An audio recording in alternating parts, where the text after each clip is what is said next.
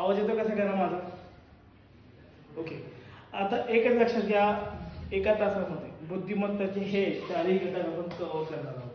क्रमबद्ध मालिका, विसंगत पद ओळखणे किंवा वर्गीकरण करणे, समान संबंध किंवा परस्पर संबंध, सांकेतिक लिपी किंवा भाषा. आता हे काय आहेत नेमकं? हे बुद्धिमत्तेतले एक टॉपिक्स आहेत, विषय.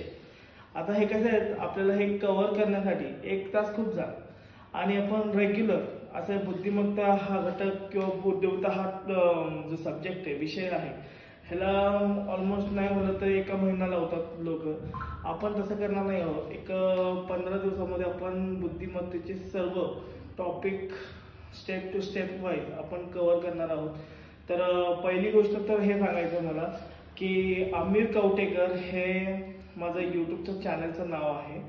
आपण सुरुवातीला यूट्यूब ॲप्लिकेशन वरती गेल्यानंतर AMIR असं एक नाव टाकायचं, मध्ये स्पेस द्यायचं आणि KAVA असं नाव आपण ज्यावेळेस टाईप करतो त्यावेळेस लगेच खाली येऊन जातं आणि त्याचं आमिर कवटेकर असं दिसल्यानंतर त्याच्यावर क्लिक केलं की डायरेक्ट आपलं चॅनल ओपन होतं. तर आपण ते बघू शकता, ते लाईव्ह तुम्हाला बघायला भेटणार आहे. आणि सबस्क्राईब करायला विसरू नका. आणि जे तुम्हाला प्रश्न वगैरे जे मी विचारणार आहे तर ते उत्तर मला कमेंटमध्ये तुम्हाला सांगायचे आहे. ठीक आहे. आता आपण लाईव्ह सेक्शन म्हणजे आपण एक सेक्शनवर स्टार्ट करत आहोत, त्यामुळे लक्ष मारायचं. सगळ्यांना आवाज येतो का व्यवस्थित? येतो का रे बाबा? हां, येतोय ना? हां, लक्ष. मी बोलत असताना कोणाचाही आवाज नको, कारण की रेकॉर्डिंग चालू आहे. ठीक आहे. ओके. क्रमबद्ध मालिका, विसंगत पद ओळखणे किंवा वर्गीकरण करणे, समान संबंध किंवा परस्पर संबंध, सांकेतिक लिपी किंवा भाषा. आता ह्याच्यामध्ये होतं काय माहिती का की ज्यावेळेस तुम्हाला एक्झामचा प्रश्न विचारतो ह्या टॉपिकच्या रिलेटेड, परत विसंगत पद ओळखणे, समान संबंध, सांकेतिक लिपी. आता तुम्ही म्हणता की हे क्रमबद्ध मालिका नेमकं काय आहे, विसंगत पद ओळखणे किंवा वर्गीकरण करणे काय आहे, संबंध समान संबंध म्हणजे काय. आता ह्या सगळ्या गोष्टी आपण स्टेप वाईज आपण बघणार आहोत.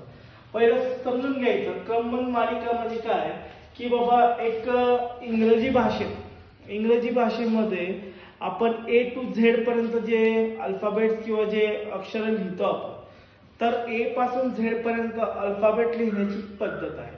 ती पद्धत म्हणजे अशी आहे की लक्ष द्या इकडे, A B C. आता तुम्ही म्हणता काय ABCD शिकवता का? हे एक कन्सेप्ट आहे, तो कन्सेप्ट आपल्याला क्लिअर करणं गरजेचं आहे. ABCD E F G H I J K L आणि M. हे अल्फाबेट किती झाले?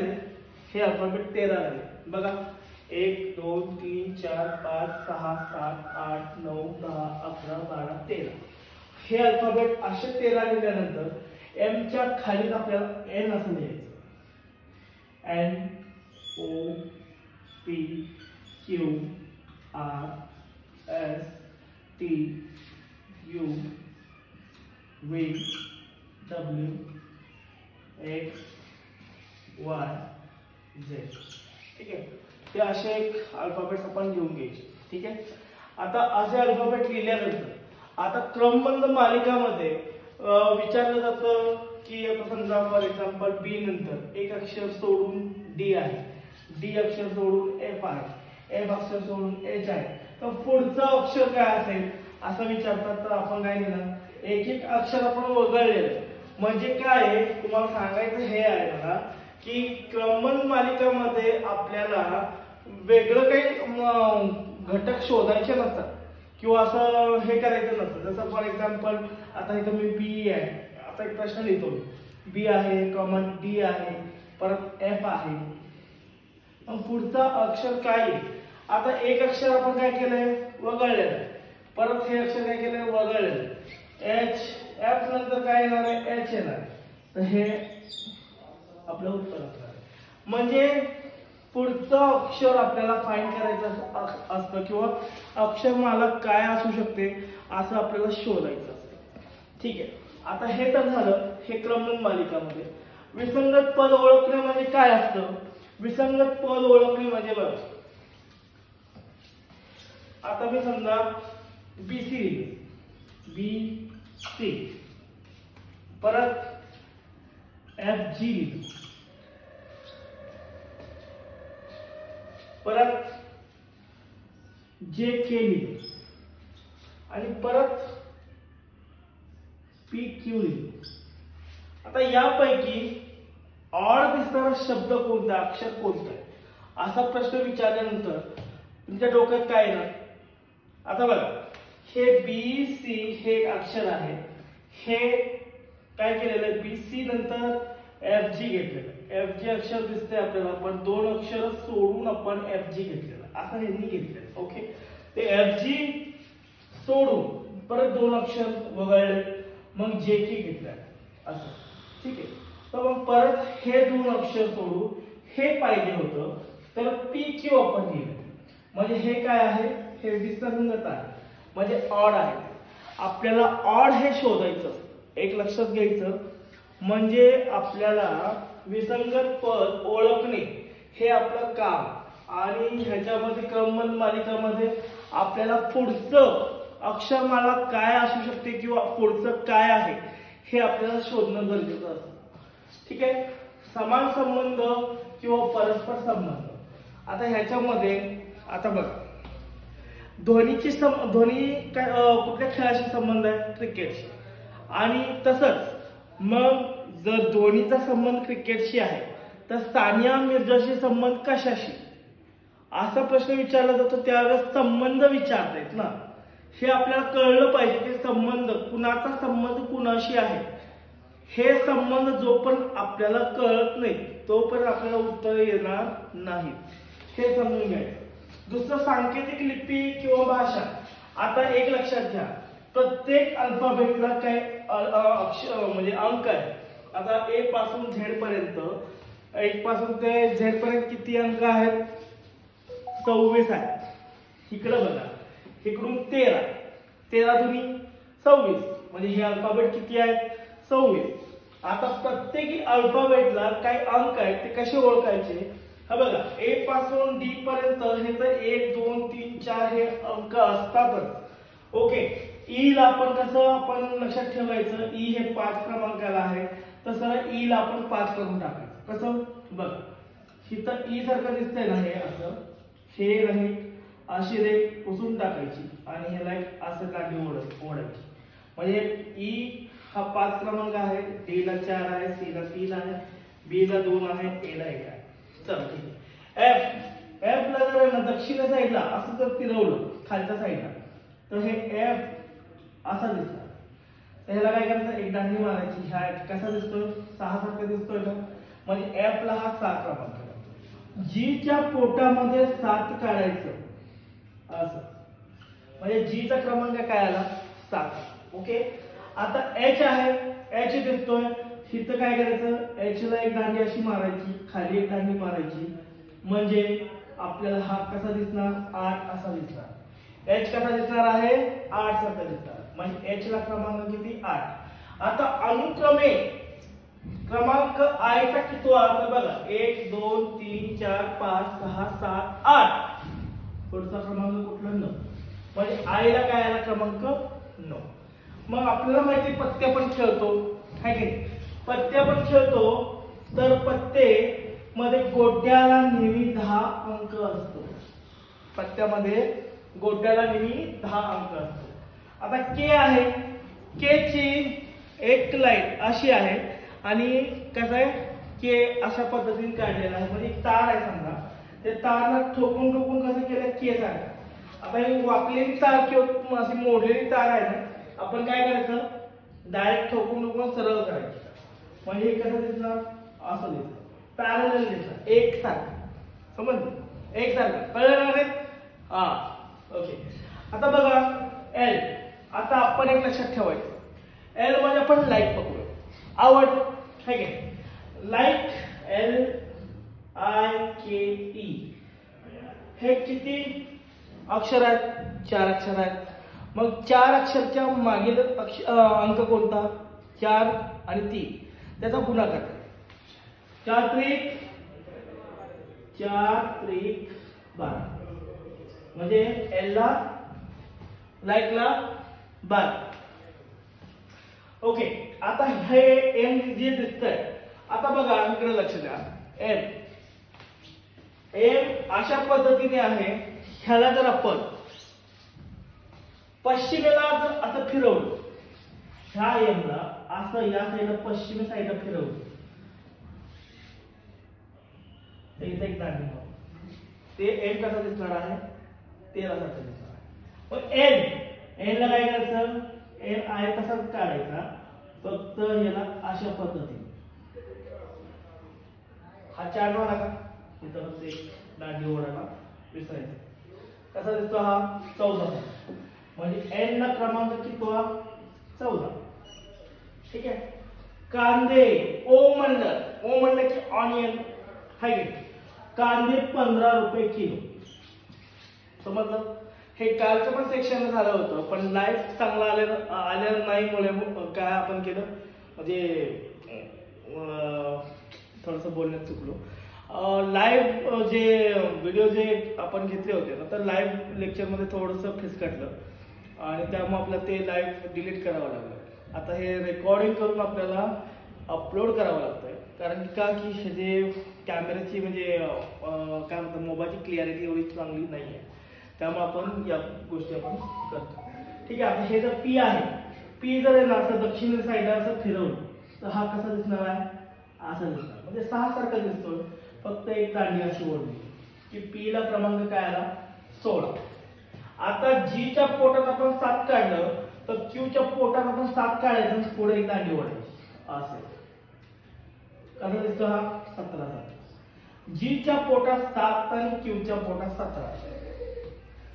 G च्या पोटात 7 आणि Q च्या पोटात काय 17.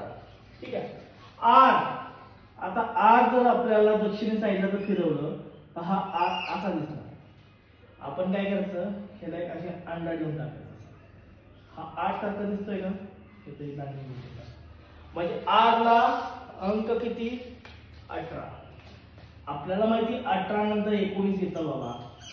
मग S, R नंतर काय आहे S ला आपण 19 घेऊन टाकायचं. T20 मॅच आपण बघतो क्रिकेटमध्ये.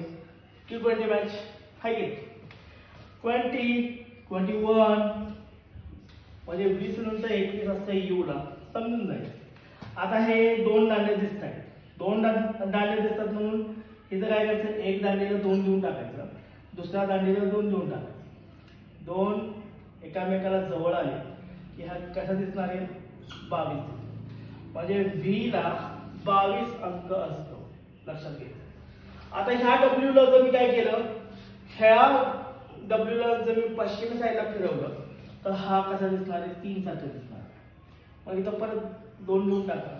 माहिती ऑब्विसली की V नंतर W येतोच, तर आपण 13 तर लिहू शकणार नाहीये, कारण की M ला 13 येतोय. हे W जे आहे आपण काय करतोय, पश्चिमी साईडला फिरवतो ना. मग पश्चिमी साईडला फिरवल्यानंतर आपण काय करतो, इकडची एक दांडी इकडची एक दांडी असे समजून 2 पकडूया. 23 आपण अंक अशा लिहून टाका. 23 आपल्याला कळालं, 24, 25, 26 X Y Z लिहून टाका. सुरुवातीचे 4 अक्षर आणि शेवटचे 4 अक्षर किंवा 3 अक्षर हे एक लक्षात द्यायचं, लक्षात ठेवायची गरज नाही. 24, 25, 26 X Y Z समजलं. हे सांकेतिक भाषेमध्ये अशा प्रकारे आपल्याला मांडणी करायची असते. ह्याला म्हणतो आपण कन्सेप्ट. काय म्हणतो ह्याला आपण काय म्हणतो, कन्सेप्ट असं म्हणतो. हे कन्सेप्ट कव्हर केलं, एवढंच एकच कन्सेप्ट आहे, हे 4ही टॉपिक आपले कव्हर झाले. कसं सांगू, मी तुम्हाला एक नाही म्हणलं तर याच्यावरती तुम्हाला मी 7 प्रश्न, याच्यावरचे 7 प्रश्न, याच्यावरचे 7 प्रश्न, याच्यावरचे 7 प्रश्न असे प्रत्येकी एक घटक म्हणजे एक जे घटक आहे किंवा एक जे टॉपिक्स आहेत त्याच्यावरती आपण लगेच विषय संपवणार आहोत. ठीक आहे. आता ह्या गोष्टी तर तुम्हाला सगळ्यांना कळाल्या. सांकेतिक भाषा काय विसरणार का कधी, जीवनात कधी विसरू शकत नाही, विसरून दाखवा. ठीक आहे. आणि हे जर तुम्हाला नाही कळलं तर हे व्हिडिओ परत बघा, चांगल्या प्रकारे अजून कळेल. ठीक आहे. चला, हे झालं. काय झालं?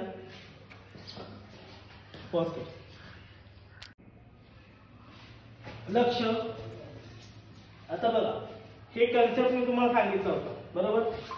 हा या कन्सेप्ट मध्ये मी काय सांगितलं तुम्हाला, या कन्सेप्ट वरून तुम्हाला क्रमबद्ध मालिका आपल्याला शोधता येणार आहे. ते कसं, आता बघा, डी जी जे एम पी कुठं दिसतंय तुम्हाला? डी आहे इथं. ठीक आहे. जी कुठं दिसतंय? इथे. म्हणजे दोन अक्षर आपल्याला वगळलेले दिसत आहेत. ठीक आहे. जी नंतर काय आहे? जे आहे. मी तुम्हाला जसं सांगितलं तसंच. ठीक आहे. जी आहे, जी नंतर काय आहे? जी आहे. जे नंतर काय आहे? एम आहे. तर मग एम नंतर कोणतं अल्फाबेट येणार आहे? तर 1 आणि 2 हे सोडून आपल्याला पी हे अक्षर येणार आहे.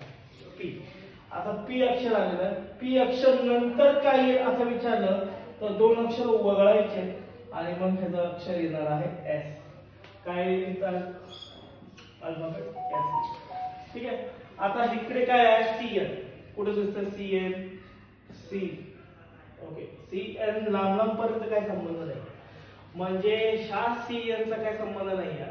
पण हे सुरुवातीचा एक अक्षर जो दिसतोय सी ई जी आय, काय तर दिसतंय, ते संबंध काय तर आहे त्याचा.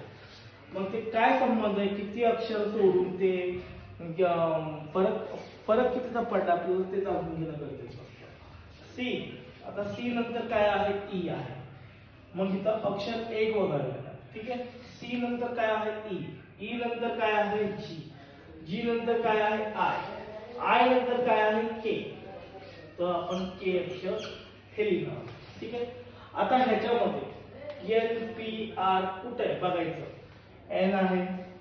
एन पुढचं अक्षर घ्यायचं आहे. एन पी आर नंतर टी आलाय, नंतर काय येईल? V A. म्हणजे ह्याचं उत्तर काय आहे? K V A. समजलं? D A E. D A E.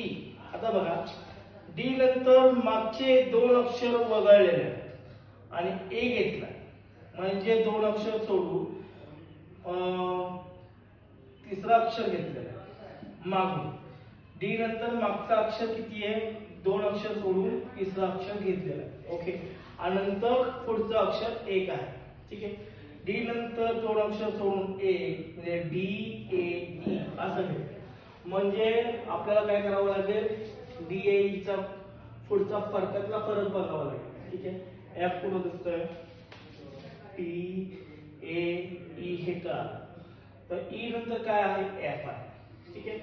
F नंतर काय आहे? एफ नंतर बी घ्यायचं, म्हणजे ह्याचा अर्थ एफ नंतर काय केलेलं आहे? हे तीन अक्षर वगळले आहेत. 1 2 3 तीन अक्षर वगळून एक पुढचं अक्षर घेतलंय. ओके. म्हणजे तीन अक्षर वगळले. एफ नंतर मागचे तीन अक्षर वगळले, म्हणजे 2 3 4 मागचे तीन अक्षर एक समजा किती? 2 आहे.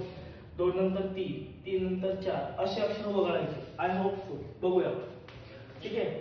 एफ नंतर किती आहे? 1 2 3 4 तीन अक्षर वगळले, चौथा अक्षर घेतलं. ओके. मग पुढचं अक्षर जी आहे. मग जी नंतरचं पुढचं अक्षर काय? एच आहे. एच नंतर चार अक्षर आपल्याला काय करायचे? वगळायचे. 1 2 3 4. सी येतंय का? येतंय. म्हणजे एच सी आणि आय आलं का? मग आपल्याला हे कळालं. आय नंतर काय घेणं गरजेचं आहे? जे. जे घेतला का? इथं जे लिहून घ्या. घेतला का जे? मग इथं चार अक्षर सोडले तर आपल्याला किती सोडावं लागतील? 5 आहे की 1 2 3 4 5. 5 अक्षर सोडून सहावं घ्यायचं. D A. जे डी के. समजलं? एकदम सिंपल आहे, अवघड शिरू नका. आता बघा B4Y. आता बघा B C D E येणार आहे का?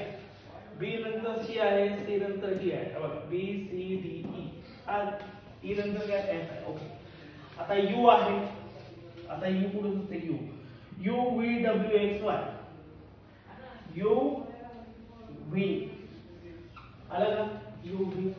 आता इकडे काय आहे, ही समसंख्या म्हणजे इव्हेंट नंबर 4 आहे, 4 चे पुढे 2, 4 मध्ये 2 मिळवले किती झाले 6, 6 मध्ये 2 मिळवले 8, 8 मध्ये 2 मिळवले 10, 10 मध्ये 2 मिळवले 12. म्हणजे आपलं उत्तर E10B हे उत्तर असणार आहे. समजलं? हे काय झालं, क्रमबद्ध मालिका. कन्सेप्ट क्लिअर झालं. एकच कन्सेप्ट, ओनली वन कन्सेप्ट, एका कन्सेप्टने एवढं सगळं कव्हर झालं. समजलं? आता हे कळालं आपल्याला.